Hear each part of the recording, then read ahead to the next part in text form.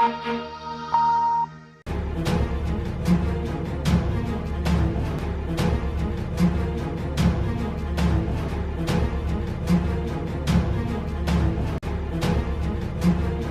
जी, कौन सा medical store चलाते हैं आप? जी, एक जनौजी के अंदर है जो मोदी स्टोर जिसको बोलते हैं।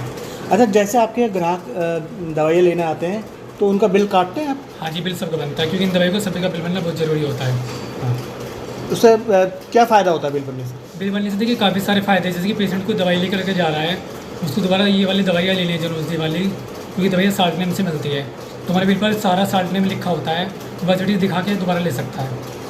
जो बिल ना मांगे तो, ना ले तो? जो ना ले तो सबका डाटा रिकॉर्ड में सेव हो जाता है, ना ले तो उसको हम बिल नहीं देते जो नहीं मांगता बिल। बाकी बिल सबका बनता है। ऐसा तो नहीं कि बिल जो दवाइयाँ आप देते हैं बिल के हिसाब से, उनके अगर बिल में ना रिकॉर्ड में रहें तो उनकी जगह नकली दवाइयाँ भी खरीद सकती है, बेची जा सकती हैं? जी हाँ, हो सकता है।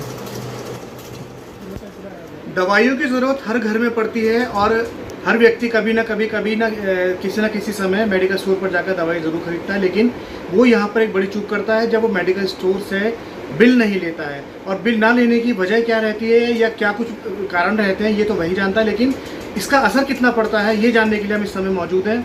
एक दवा व्यापारी हैं मिस्टर विपिन बंसल, उनसे जानने की कोशिश करते हैं कि आखिर इसका असर कितना पड़ता है। जी सर, बिल ना लेने के पीछे वजह क्या रहती है, क्या मानते हैं आपके? क्यों नहीं लेते? देखिए, आज के इस दौर में सबको एक सबसे बड़ी समस्या है कि सस्ती दवाइयाँ चाहिए, उससे वो कुछ नुकसान भी उठाते हैं।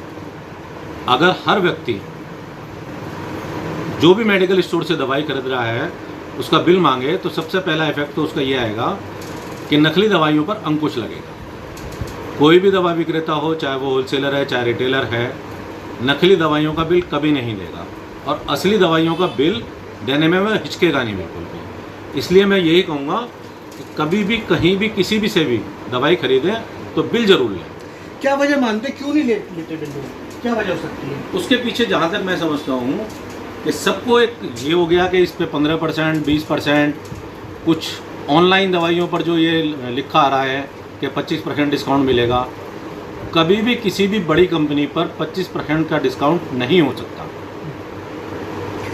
और उत्तर Meerut chemist and druggist association के जो महामंत्री हैं रजनीश कौशल जी, वो भी हमारे साथ हैं, उनसे बात करते हैं कि ये सब क्या प्रक्रिया है। सर, बिल नहीं लेते लोग, क्या वजह मानते हैं इसकी? बिल ना लेने का कारण सबसे बड़ा जो डरा जाता है जीएसटी। मैं काफ़ी टाइम से, मेरे को करीब 15 साल हो गए, लगातार बोलता आ रहा हूँ कि जो भी ले दवा बिल के साथ ले, उसके 3 फ़ायदे हैं। एक तो जिस दुकान से दवा लेगा उसका प्रमाणित होता है, वो लाइसेंस होल्डर है। दूसरा, जब दवा लेगा तो बैच नंबर मिलाएगा, एक्सपायरी से भी उस पर देखेगा तो एक एक्सपायर दवा नहीं जाएगी और जो बिल होगी उसकी गुणवत्ता उससे प्रमाणित होती है कि वो दुकानदार सही दवा बेच रहा है।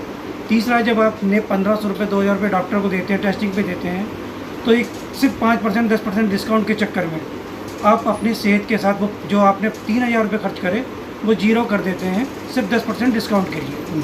डिस्काउंट करना देख के आप बिल के साथ मान लें और अपने सेहत का ख्याल रखें और शीघ्र उससे स्वस्थ हों। अच्छा, जिस तरह से जनऔषधि केंद्र वगैरह भी हैं, वहाँ पर भी बिल लोग नहीं लेते हैं, तो क्या इस सरकार से जो संचालित इस तरह के स्टोर हैं उन पर भी इसका असर पड़ता है? बिल्कुल पड़ता है। जब आदमी बिल नहीं लेता तो जीएसटी का भी कलेक्शन कम होता है। मैंने कहा ना, 3 चीज़ों पे है, सरकार को भी नुकसान होता है उसी से। जब वो लेगा तो एक तो ओरिजिनल दवा, सरकार को जीएसटी कलेक्शन, इसकी भी बिल लेगा तो जीएसटी कलेक्शन बढ़ेगा सरकार का। और सबसे बड़ी बात है कि गुणवत्ता जो उसके सेहत के लिए सबसे ज़रूरी है। मैं फिर रिपीट करूँगा, डॉक्टर को 1000-1500 की फीस भी देता है, टेस्टिंग भी कराता है, एक्सरे भी कराता है, पता नहीं क्यों दवा के नाम पे उसको 5 से 10% डिस्काउंट के चक्कर में वो सारा का सारा पैसा जीरो कर देता है। तो ये थे रजनीश कौशल जी, जिन्होंने साफ तौर पर बताया कि कोई भी व्यक्ति जब भी किसी मेडिकल स्टोर से दवाई लेता है तो वो बिल जरूर ले। इससे ना केवल उसको फ़ायदा होगा बल्कि जो सरकार है उनको भी जीएसटी और अन्य टैक्स जो उनको मिलते हैं उसका फ़ायदा होगा। अब देखना होगा कि इनकी इस अपील का आम जनता पर क्या प्रभाव पड़ता है। कैमरामैन किशन सूदन के साथ प्रेम शंकर, जनवाणी न्यूज़, मेरठ।